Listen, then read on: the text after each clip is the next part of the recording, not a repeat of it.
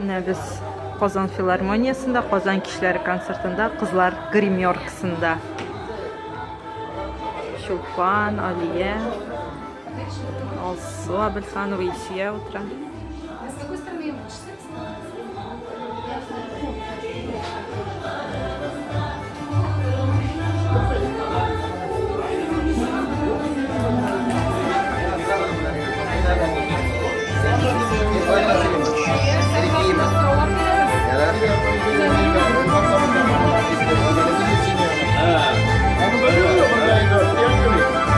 Zakirovlar ham Shakirovlar. İsyan mısınız? Selam. Bayram bilan sizlar. Bayram bilan. Normallik kishi bunday kunni yo'q ekan. Siz ishlaymiz. Oldinda o'tiramiz. Bu video ha fotoğraf tushirib. Tatariston xalqi qizlarimizni maydan